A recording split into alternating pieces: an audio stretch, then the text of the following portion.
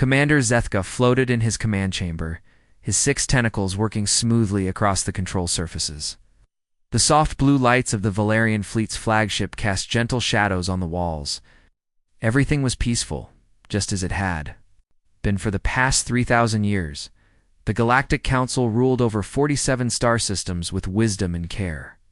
12 different alien species lived together in perfect harmony. Wars were just stories from ancient history books. Violence was something that happened only in the darkest myths. Sithka's species, the Valerians, were typical council members. They had evolved on a world with light gravity and constant warm weather. Their ancestors had been plant-eaters who lived in tall trees. They had never needed to hunt or fight to survive. When they developed space travel, they found other species. Just like them, the Altarians came from water worlds where the biggest danger was getting lost in the endless blue oceans. The crystalline collective grew up on planets where they fed on mineral deposits and sunlight. The soft speakers evolved in caves where they learned to solve problems by talking quietly together. All of them were gentle. All of them were peaceful. All of them were completely unprepared for what was coming. The first warning came from the outer colonies. A research station on Kepler 442 went silent during their morning report. The communication officer, a young Altarian named Mildew, tried to re-establish contact. Nothing came back but empty static. Probably just equipment failure, Mildew reported to Zethka. These things happened sometimes. Technology was reliable, but not perfect. 3 days later, another station went quiet in a mining facility. Then, an entire settlement of 10,000 soft speakers, Zachka ordered a scout ship to investigate. The vessel was small and fast, designed for exploration rather than combat. The Council had no combat ships because they had never needed them. When the scout reached the Kepler system, the pilot's report made Zethka's blood run cold. "Commander, the planets are gone," the pilot whispered over the communication link. His voice shook with terror. "Not destroyed, gone. There's nothing left but bare rock." The images that came back showed a lifeless system, where once there had been 3 beautiful worlds covered in cities and forests. Now there were only gray spheres of stone. Everything organic had been stripped away. Every trace of life had vanished. "What could do such a thing?" Mildew asked the young Altarians. Tentacles trembled as she studied the data. Zethka had no answer. In all of galactic history, nothing like this had ever happened. The Council's greatest scientists were called in to study the evidence. They found traces of unknown technology, massive energy signatures, and something else that made them all afraid: bio-signatures. Whatever had done this was alive. The attacks continued. The destroyers moved through Council space like a plague, consuming everything in their path. Worlds that had existed for millions of years became barren rocks in a matter of days. Entire species were wiped out, so completely that not even their bones remained. The Council's leaders met in emergency session. Representatives from all 12 species gathered on the capital, World of Harmony Prime. Their beautiful crystal halls, designed for peaceful debate, now echoed with panic and fear. "We must evacuate the outer systems," declared Prime Speaker Veltor. Of the crystalline collective, his voice resonated like wind chimes in a storm. "Where can we go?" asked Elder Nimra of the soft speakers. "These creatures consume entire worlds. There is nowhere to hide." Zethka stood before the assembly. Ain't this The Council's senior military commander, he was expected to have answers. But the truth was horrible and simple. "Our weapons are useless," he said quietly. "Our defensive shields were designed to protect against space debris and solar radiation. These creatures cut through them like they're not even there." And the Council had tried to fight.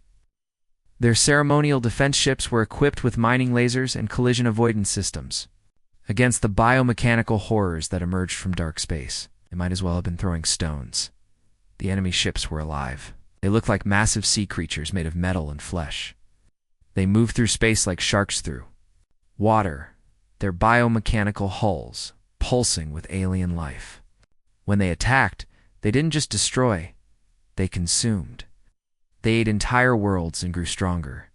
The few survivors called them the Void Hunters. "We need help, Zethka," said to the assembled leaders. We need allies who understand warfare. But where? Asked Prime Speaker Veltor. Every species in the galaxy is like us. We have all evolved beyond the need for violence. That's when the Council's chief historian, an ancient Altarian named Kethase, spoke up. Her voice was barely a whisper, but in the silent chamber, everyone heard her words clearly. Not every species. She activated the chamber's main display. Ancient data files appeared, marked with warning symbols in every galactic language. The files were old, dating back to the early days of galactic exploration. There is a quarantine system on the rim of the galaxy, Kethase said. Sol 3, the third planet in a yellow star system. Our early scouts classified it as a death world. Images that appeared made the council members recoil in horror. Sol 3, which its inhabitants called Earth, was a nightmare of violence and chaos. Massive storms raged across its surface. Volcanoes spewed fire and poison into the air. The oceans were filled with creatures that existed only to hunt and kill each other. The entire ecosystem is based on predation, Kethesa continued. Every species survives by killing and eating others. The planet has suffered multiple extinction events that would have wiped out any civilized species. Then surely nothing intelligent could have evolved there, said Elder Nimra. That's where you're wrong. Kethesa brought up more files. Species not only survived, but became the dominant life form. They called themselves humans. The data was terrifying. Humans had evolved from hunter-predators. Their entire history was one long chain of warfare, conquest, and survival against impossible odds. They had fought through ice ages, plagues, and disasters that would have ended any council species. They are monsters, whispered Prime Speaker Veltor. Yes, agreed Kethesa. But they are monsters who understand how to fight other monsters. The debate that followed lasted for hours. Many council members argued that contacting such a violent species was too dangerous. Others pointed out that they were already facing extinction. Finally, Zethkos stood and made the decision that would change everything. We are dying, he said simply. Our children are being consumed by creatures we cannot understand or fight. If we must choose between extinction and seeking help from predators, then I choose help. The vote was close, but it passed. The council would send a message to the death world called Earth. Preparing the message took days. How do you communicate with a species that has never left its own system? How do you explain galactic civilization to creatures who barely understand their own world? In the end, they kept it simple. The message contained star charts showing the location of council space. It included tactical data about the Void Hunters. Most importantly, it included a desperate plea in every human language their computers could translate. People of Earth, the message began. We are the Galactic Council, representatives of 12 peaceful species. Our worlds are being destroyed by creatures from the void between galaxies. We have tried to fight them, but we are not warriors. We are not predators. We are dying. Our ancient records show that your species has survived on a world of constant danger. You have evolved to fight and survive where others would perish. We know you have never traveled beyond your own system, but we beg you to help us. We have nowhere else to turn. If you receive this message, please know that the fate of 47 worlds and billions of innocent lives rests in your hands. We are sending you the location of our space and everything we know about our enemies. Please help us. Please save us. The message was transmitted toward the Sol system at maximum power. Then the council waited, hoping that somewhere in the darkness, the monsters from the death world would hear their cry for help and choose to answer. Captain Jake Morrison was drinking his third cup of coffee when the universe changed forever. He sat in the cramped control room of the Arecibo Deep Space Monitoring Station, watching endless streams of data from radio telescopes around the world. For 15 years he had been listening to the stars, hoping to find proof that humanity was not alone. At 3:47 a.m. Eastern Time, the computer started screaming. Every screen in the facility lit up with incoming signals. The radio telescopes were picking up a transmission unlike anything they had ever detected. It was clearly artificial, clearly intelligent, and it was broadcasting in perfect English. Jake dropped his coffee mug. The hot liquid splashed across his boots, but he didn't notice. His hands shook as he reached for the emergency communication button that would wake up half the government. "This is Arecibo Station," he said into his headset. "We have a code 7. Repeat, we have a code 7. This is not a drill." Within minutes, secure phone lines were buzzing across the globe. The President of the United States was woken up in the White House. The heads of NASA, the Pentagon, and every major space agency received emergency calls. Scientists who had spent their careers searching for alien life were dragged from there. Bed's Dr. Lisa Murphy arrived at the facility 2 hours later.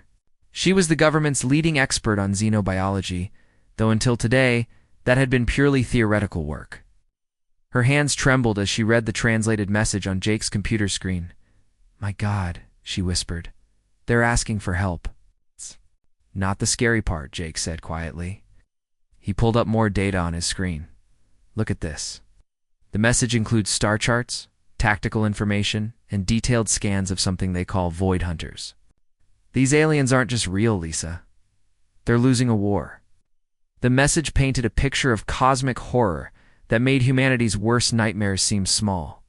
An entire galactic civilization was being consumed by biomechanical predators that ate worlds like fruit.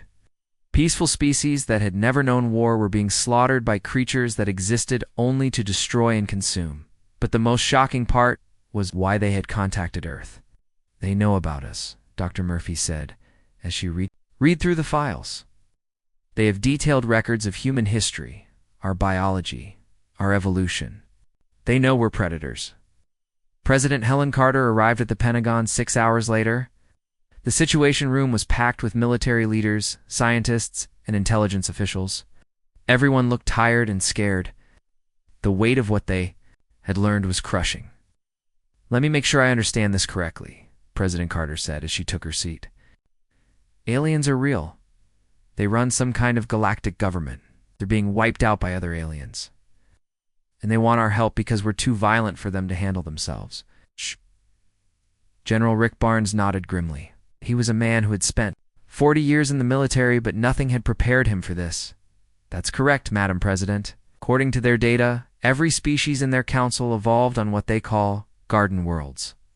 Low gravity, stable climates, abundant resources. They've never had to fight for survival. While we," added Admiral Kate Sullivan, "evolved on what they classify as a death world. Everything on Earth has been trying to kill us since we first crawled out of the oceans. We're the product of 4 billion years of warfare." Dr. Murphy pulled up holographic displays showing the alien data. The images were terrifying. Massive bioships that looked like deep-sea monsters crossed with military vessels. Creatures that consumed planets and left behind nothing but dead rock. "The Void Hunters are essentially a galactic immune system," she explained. "They emerge from dark space whenever a species becomes too advanced or too aggressive. They've been pruning the galaxy for millions of years, keeping civilizations weak and peaceful. Which explains why every species in their council evolved. From prey animals," General Barnes added. "The hunters have been weeding out the predators for eons." President Carter studied the tactical data. The alien ships were beautiful but fragile. Their weapons were designed for mining and construction, not warfare.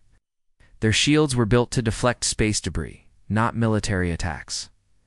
"They're sitting ducks," she said quietly.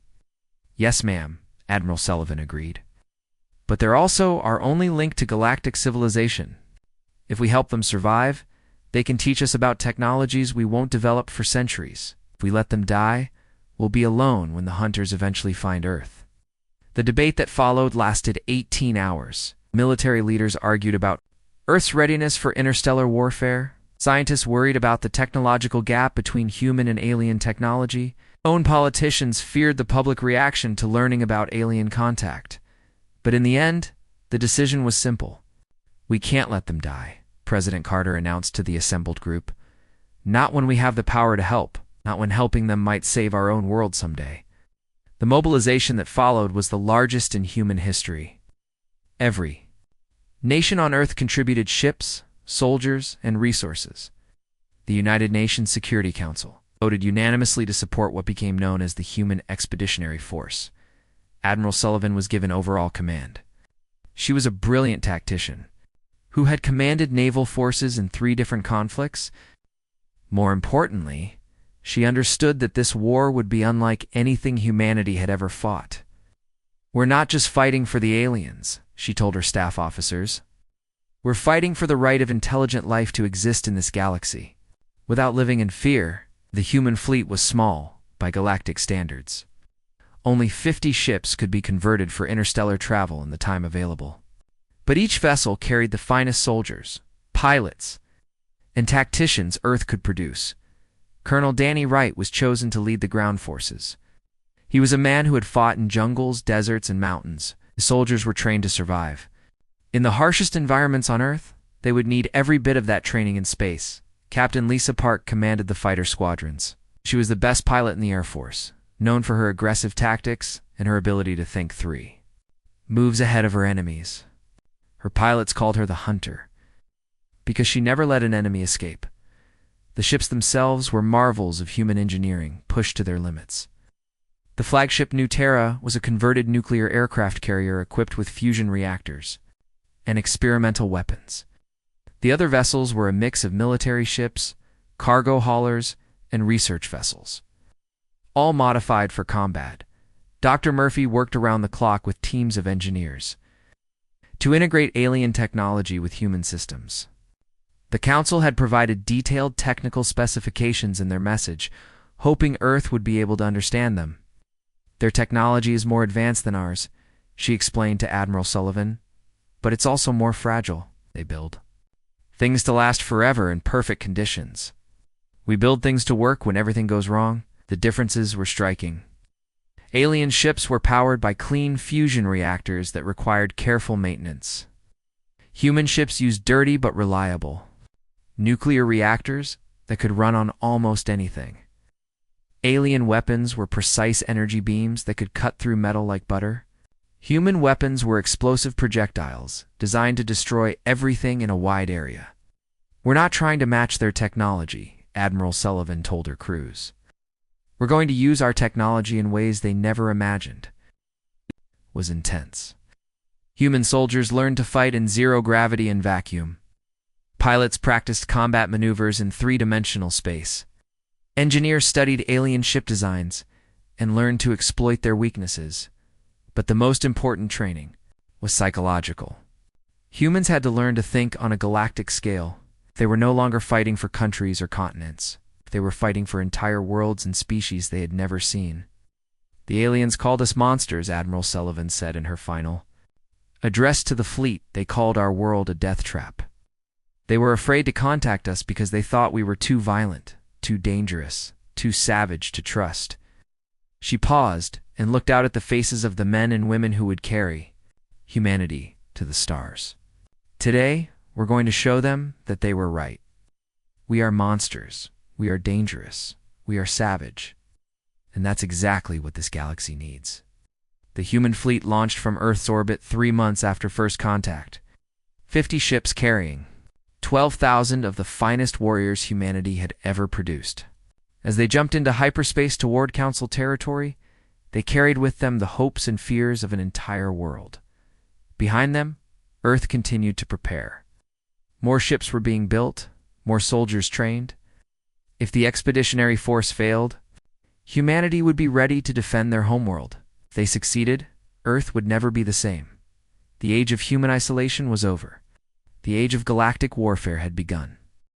The human fleet dropped out of hyperspace to find hell waiting for them. Admiral Kate Sullivan stood on the bridge of the New Terra, watching the tactical displays with growing horror. The Valerian homeworld hung in space like a dying ember, its surface covered in the fires of a dozen burning cities. Massive bioships, each one larger than Earth's biggest aircraft carriers, moved slowly around the planet like vultures circling prey. "Jesus Christ," whispered Commander Tony Garcia, Sullivan's tactical officer. "How many of them are there?" "Computer shows at least 200 enemy vessels," reported Lieutenant Sarah Kim from her sensor station. "They're systematically harvesting the planet's surface. Population reading are dropping by the thousands every minute." Sullivan clenched her fists as she watched the slaughter. The Void Hunters moved with terrible efficiency. Their bioships would position themselves over populated areas and extend massive feeding tubes down to the surface. Within minutes, entire cities would be stripped clean of all organic matter.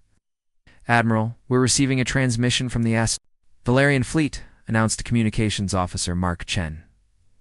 The main screen flickered to life, showing the alien commander they had been sent to help.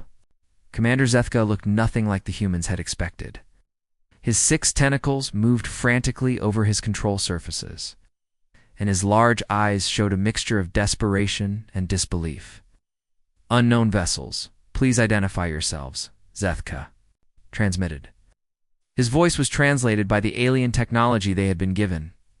"Are you the ones from the Death World?"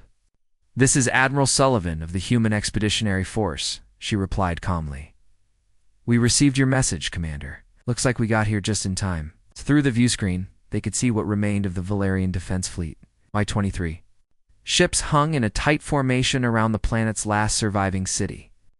Their shields flickered weakly under constant attack from smaller hunter craft that moved like schools of metallic fish. Admiral Zethka said, his voice shaking, "You must retreat immediately. These creatures are beyond anything we have ever faced." "Your small fleet cannot possibly, Commander," Sullivan interrupted. "With respect, you called us for help. We're here to give it. All ships, battle stations, launch all fighters.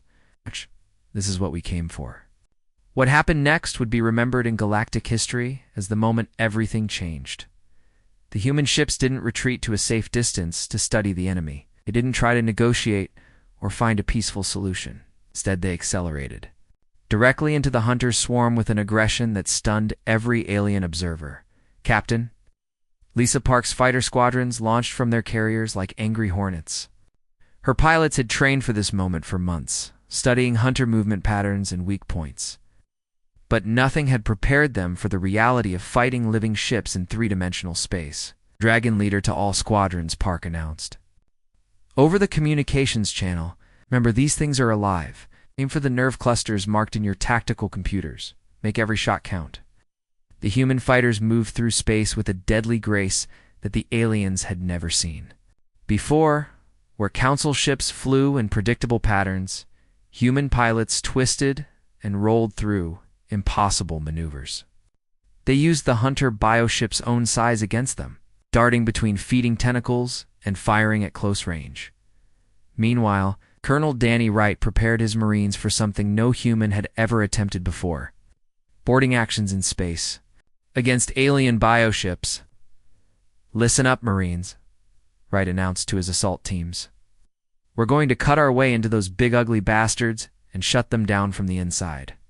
Remember your training. These things bleed, which means they can die." The boarding pods launched from the human ships like bullets fired from guns. Each pod contained 12 Marines equipped with cutting tools, explosives, and weapons designed to function in alien environments. The pods punched through the bioship's outer hulls and buried themselves deep in alien. Flesh Commander Zethka watched in amazement and horror as human soldiers cut their way through the interior of hunter vessels. The aliens fought back with acid-spraying defense organisms and razor-sharp internal structures, but the humans pressed forward with relentless determination. "Impossible," Zethka whispered to his communications officer. "They're actually fighting inside those things." But it was Admiral Sullivan's flagship that truly demonstrated human warfare doctrine, while other species would have stayed at maximum range and fired their heaviest weapons. Sullivan ordered something no sane commander would ever consider. "All ahead full," she announced to her bridge crew. "Set collision course with that big one in the center." Admiral Commander Garcia said carefully, "You're ordering us to ram a ship 10 times our size." "That's exactly what I'm ordering," Sullivan replied. "These bioships are built like living organisms. They have vital organs, circulatory systems, and nervous systems. We're going to punch right through their hull and tear them apart from the inside." The new Terra accelerated toward the largest hunter bioship, her nuclear engines burning at maximum power. The alien vessel tried to turn away, but it was too massive to maneuver quickly. The human flagship struck the bioship amidships, her reinforced hull punching through layers of organic armor like a spear through skin. Both ships shuddered from the impact. Atmosphere vented from torn hull sections. But instead of pulling back, Sullivan ordered her crew to board the enemy vessel. "Marines, 2 boarding stations," she announced over the ship's communication system. "We're taking this thing apart from the inside." The battle that followed was unlike anything in recorded galactic history. Human Marines fought hand-to-hand with hunter defense organisms in the corridors of the bioship. They used flamethrowers to burn through organic barriers and explosives to destroy what looked like alien hearts and brains. Colonel Wright led the assault personally, his armor covered in alien blood and acid burns. His Marines followed him deeper into the bioship, fighting past creatures that looked like living nightmares. "Keep pushing forward," Wright shouted over the sound of gunfire and alien screams. "Find the central nervous system and shut this thing down." Outside, the space battle continued to rage. Captain Park's fighters had learned to work in pairs, one pilot distracting the hunter craft while another moved in for the kill. The aliens had superior technology, but the humans had superior tactics. "Phoenix 2, you've got 3 bogeys on your tail," Park announced to one of her pilots. "Copy that, Dragon Leader. Phoenix 4, you ready for some fun?" "Always ready to. Let's show these things how we hunt." The 2 human fighters split apart, forcing the pursuing hunter craft to choose targets, and the aliens committed to chasing. One fighter, the other would swing around and attack from behind. It was a simple tactic, but it worked because the hunters had never faced opponents who thought like predators. Commando Zethka watched the battle unfold with growing amazement. His own ships, freed from the worst of the hunter assault, began to regroup and provide support fire. But it was clear that the humans were carrying the fight. "How are they doing this?" his tactical officer asked. "Their ships are smaller, their weapons are less advanced. By all calculations, they should be losing," Zethka said quietly. "They fight like the hunters themselves, but with intelligence and purpose instead of just hunger." The turning point came when Colonel Wright's Marines reached the central nervous system of the massive bioship. The alien brain was a pulsing mass of tissue the size of a building. It's connected to thousands of nerve bundles that controlled the ship's functions. "Plant the charges, Wright," ordered his demolition expert. "Let's give this thing a headache it won't forget." The explosions that followed could be felt throughout the bioship. The massive vessel convulsed as its central nervous system was destroyed.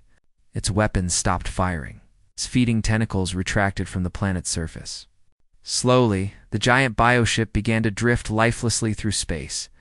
Seeing their largest vessel destroyed, the other hunter ships began to retreat. But Admiral Sullivan wasn't finished with them. "All ships, pursue and destroy," she ordered. "What?" "Let any of them escape to report back to their fleet." The human ships chased the fleeing hunters through the outer system, picking them off one by one. By the time the battle ended, over half the hunter force had been destroyed.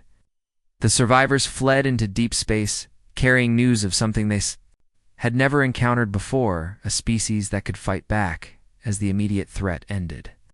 Admiral Sullivan contacted Commander Zethka directly. "Commander, your world is secure for now. But this was just one hunter fleet. According to your data, there are hundreds more out there." "Yes," Zethka replied, still stunned by what he had witnessed.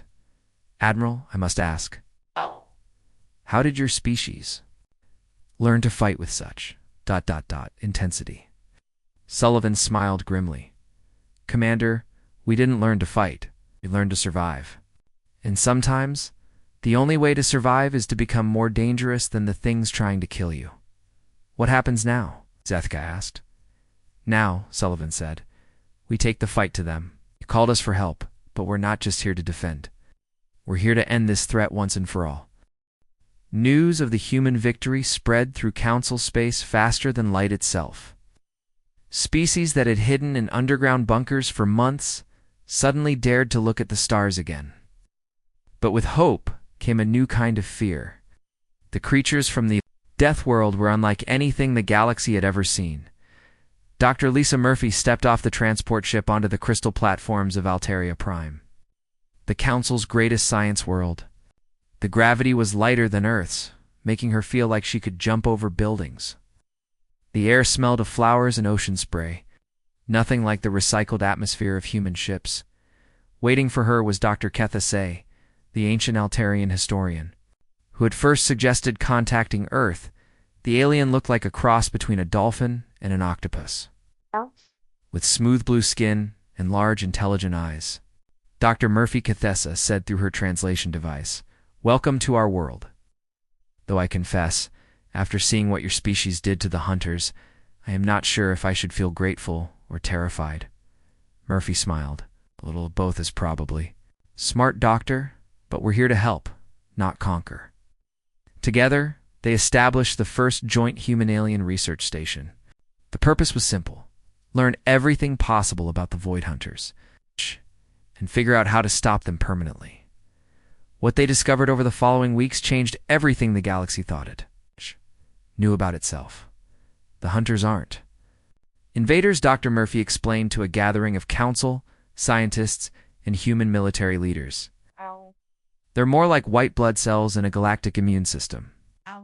The evidence was overwhelming. Ancient records showed that the Hunters appeared throughout galactic history whenever a species became too aggressive or too advanced. They would arrive, consume the threatening civilization, and then disappear back into dark space. They've been doing this for millions of years, Dr. Kethesa added. Every time a predator species evolved and began to expand, the Hunters would eliminate them. Only the peaceful prey species were allowed to survive and join the council. General Rick Barnes studied the historical data with growing understanding. That's why every species in your council evolved from herbivores and filter feeders. The Hunters weeded out all the carnivores. But how did humanity escape their attention? Asked Commander Zethka, who had become the council's liaison to the human forces. Admiral Sullivan, who had traveled to Altaria for the briefing, smiled grimly. "Simple. We never gave them a reason to notice us. Humans have only had radio technology for about a century. Spaceflight for less than that. We've been too primitive to trigger their response." "Until now," Dr. Murphy added quietly. The implications were staggering. By helping the council, humanity had revealed itself as exactly the kind of aggressive predator species the Hunters were designed to eliminate. It was only a matter of time before the entire Hunter fleet would turn toward Earth. "We need to end this war quickly," Admiral Sullivan told the assembled group. "Not just to save the council worlds, but to save our own." But ending the war would require something no one in the galaxy had attempted for millions of years: teaching peaceful species how to fight. Colonel Danny Wright set up training camps on 12 different council worlds. His mission was to turn diplomats and scientists into soldiers. The results were mixed at best. "They're too gentle," Wright reported to Admiral Sullivan after the first week of training. "I had a squad of crystalline warriors practicing hand-to-hand combat yesterday. When one of them accidentally got hurt, the others stopped fighting to comfort him." "What about weapons training?" Sullivan asked. "Worse, they keep asking if there's a way to disable Hunter ships without hurting the crews. I had to explain 3 times that the Hunter ships are the crews. The problem was fundamental. Council species had evolved for millions of years. Without serious predators or competitors, violence was so foreign to them that they struggled to understand it even as a concept. But some individuals began to adapt. Younger aliens, especially those who had lost family members to the Hunters, showed more potential. They were angry, and anger was something humans understood. Captain Lisa Park established fighter pilot training programs on orbital stations around council worlds. Her approach was different from Wright's ground combat training. She focused on the psychology of hunting. "Your ships are faster and more maneuverable than ours," she explained to a class of young Valerian pilots. "But you fly them like you're afraid of getting scratched. We're going to teach you to fly like you're already dead." The transformation was slow, but noticeable. Alien pilots began to take risks they would never have considered before. They learned to press attacks instead of retreating at the first sign of damage. Most importantly, they learned to think of themselves as predators instead of prey. Meanwhile, Admiral Sullivan worked with council military leaders to completely restructure their defense doctrine. The changes were radical.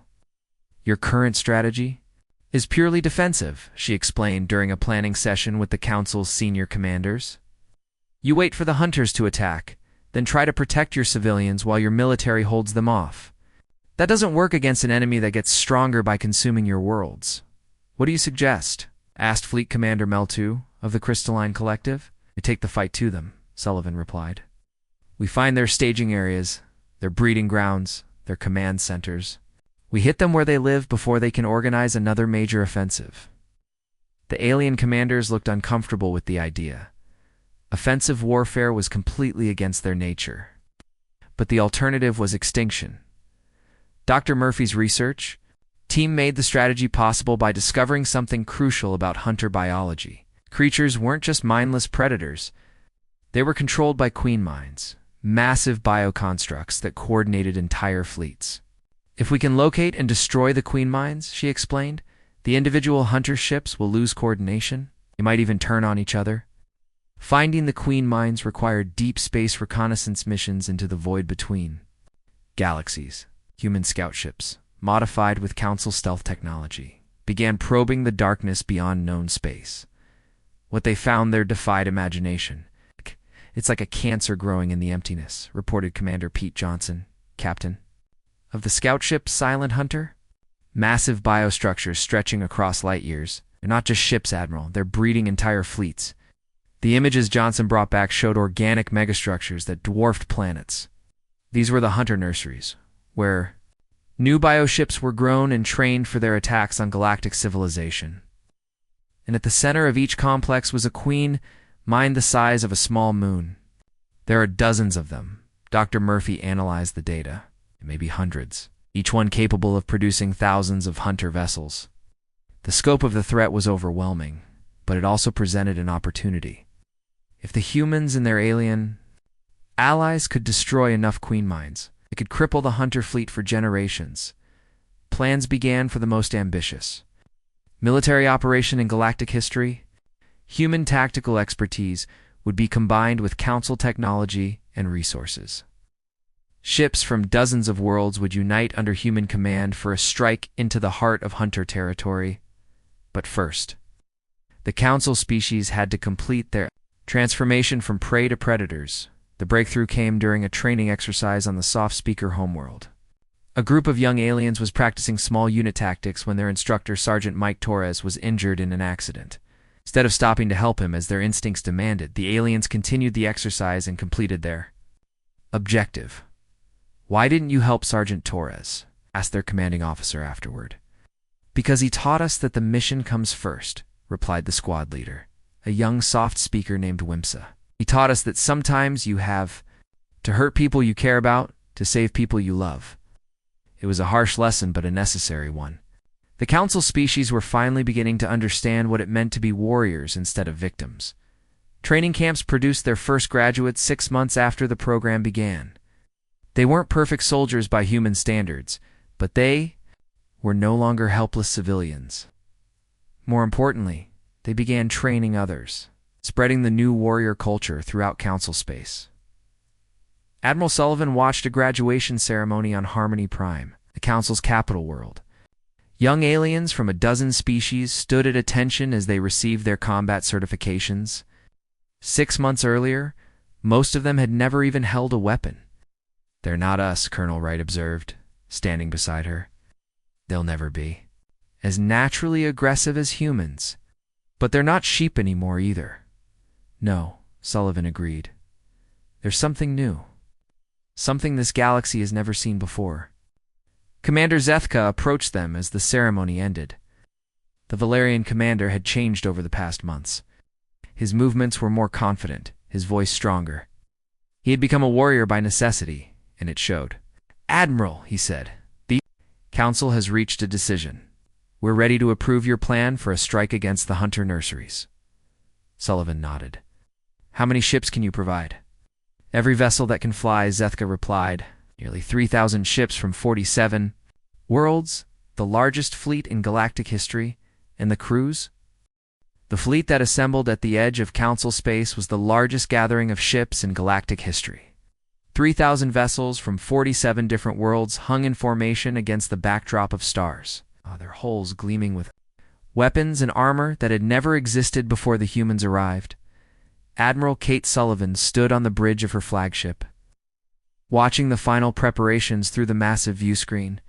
Council ships that had once been used for exploration and trade were now bristling with human-designed weapons. Alien crews that had spent their lives studying art and philosophy were now trained in the brutal mathematics of warfare. Final ship count, Admiral, reported Commander Tony Garcia. 2,843 vessels ready for combat. All crews have completed human tactical training. And our target? Sullivan asked. Dr. Lisa Murphy stepped forward, her tablet displaying reconnaissance data. The primary Queen Mind is located in the Void sector, approximately 50 light-years beyond the Galactic Rim. Intelligence suggests it's the command center for the entire Hunter fleet. The plan was simple in its audacity. The combined fleet would jump directly into the heart of Hunter territory and destroy the Queen Mind before the enemy could organize a defense. It was the kind of all-or-nothing strategy that peaceful species would never have considered, but humans had been fighting desperate battles for their entire evolutionary history. Attention, all ships, Sullivan announced over the fleet communication channel. In 10 minutes, we jump into the void. Many of us won't be coming back, but those who die today will ensure that billions of others can live free from fear. She paused, looking out at the massive fleet one last time. 6 months ago, you were explorers, scientists, and artists. Today, you are warriors. Today, we end the cycle of terror that has haunted this galaxy for millions of years. All ships, prepare. For jump, the transition to hyperspace was unlike anything the galaxy had ever witnessed. 3,000 ships vanishing simultaneously. Leaving behind only the faint afterglow of bent space-time, they emerged from hyperspace into a nightmare. The Hunter nursery was beyond anything the reconnaissance missions had prepared them for. Biostructures stretched across the emptiness, like diseased organs floating in space. Each one was producing Hunter vessels at an incredible rate, spawning new bioships that immediately joined defensive formations around the Queen Mind. Jesus Christ, whispered Captain Lisa Park from her fighter carrier. There must be 10,000 enemy ships out there. The Queen Mind itself defied description. It was a living moon, its surface covered in pulsing neural networks that controlled Hunter fleets across the galaxy. Defensive bioships swarmed around it like antibodies protecting a vital organ. All fighters launch, Admiral Sullivan ordered. All ships engage at will. Remember your training and trust your human advisors. What followed was the greatest battle in galactic history, Captain. Park led her fighter squadrons into the swarm of Hunter defenders.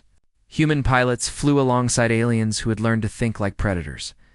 The space around the Queen Mind lit up with weapons, fire, and explosions. Dragon leader to all squadrons, Park announced over the communication channel. Remember, we're not trying to win a fair fight. We're trying to survive long enough to complete the mission. The alien pilots had learned their lessons well. Valerian fighters used their superior speed to strike at Hunter weak points and retreat before the enemy could respond. Crystalline pilots coordinated their attacks with mathematical precision. Soft speaker squadrons used their natural telepathic abilities to coordinate complex maneuvers without radio communication, but it was still the humans who led the most dangerous attacks. Colonel Danny Wright's assault transports punched through the Hunter defensive lines, heading directly for the Queen Mind's surface. His Marines had trained for this moment for months, studying every piece of intelligence about Hunter biostructures. All teams. Remember the mission, Wright announced to his soldiers. We need to reach the central neural core and plant the charges. Everything else is secondary. The assault transports landed on the Queen Mind's surface, like bullets hitting flesh. The Living Moon's defensive systems immediately began attacking the human landing craft, but Wright's Marines were already pouring out of their ships. What they found on the surface was a landscape of living tissue and organic machinery. The ground pulsed beneath their feet like a heartbeat. Strange growths that might have been weapons or sensors tracked their movements. This place gives me the creeps, muttered Sergeant Amy Lopez as her squad advanced toward the neural core. "It's like we're walking around inside something's brain. It's exactly what we're doing, right?" replied over the communication channel. "And we're here to give it a lobotomy."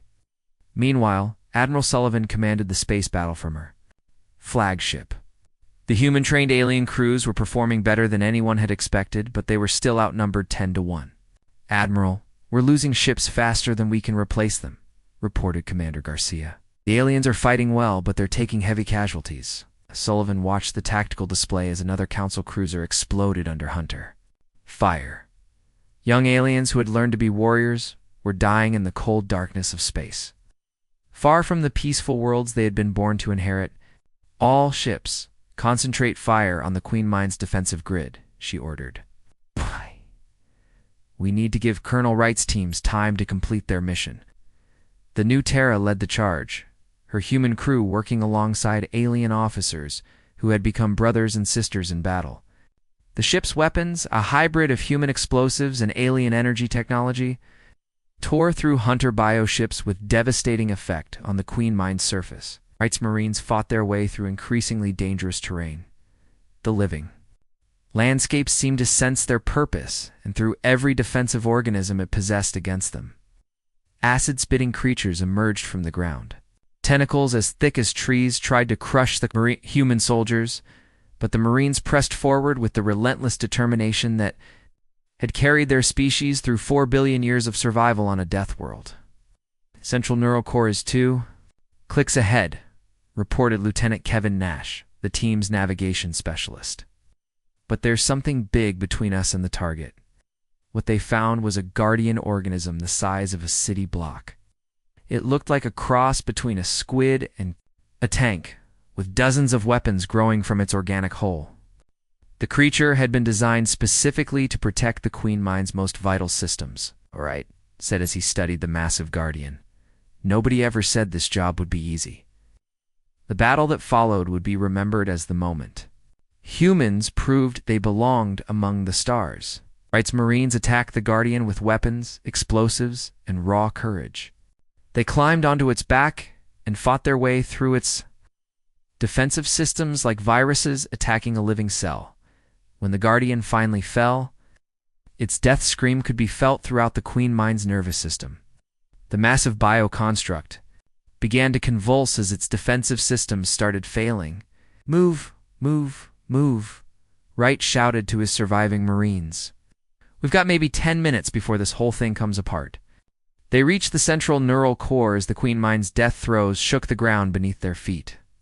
The core was a pulsing mass of brain tissue the size of a cathedral, connected to billions of nerve fibers that carried commands to Hunter fleets across the galaxy.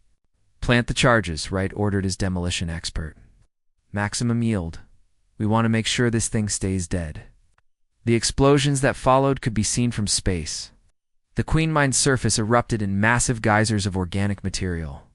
As its central nervous system was destroyed, without the controlling intelligence, the Hunter defensive fleet began to turn on itself in confusion. "All ships withdraw to minimum safe distance," Admiral Sullivan ordered. "The target is neutralized." As the combined fleet pulled back, they watched the Queen Mine die. The massive bioconstruct collapsed in on itself, its organic systems failing. One by one, around it, Hunter ships drifted aimlessly or attacked each other in mindless fury. But the victory had come at a terrible cost. Nearly half the fleet had been destroyed. Thousands of alien warriors who had learned to fight like humans would never see their homeworlds again. Admiral Commander Zethka said quietly as he joined Sullivan on the bridge. "Was it worth it?" Sullivan looked out at the dying Queen Mine and the wreckage of the greatest battle in galactic history. "Ask me that question in 100 years, Commander. When your grandchildren are growing up in a galaxy where they don't have to fear the darkness between the stars." The return journey to Council space took 3 weeks. When the fleet finally arrived at Harmony Prime, they found the entire galaxy waiting for them. Every world in Council space sent representatives to welcome home their warriors, but the real changes were just beginning. The Council species, having learned to fight, refused to return to their old ways of passive peace they established. The Galactic Defense Force, With humans as permanent military advisors, peaceful worlds began training warrior castes. Exploration vessels were redesigned with armor and weapons. Most importantly, they began to explore beyond their own borders. Number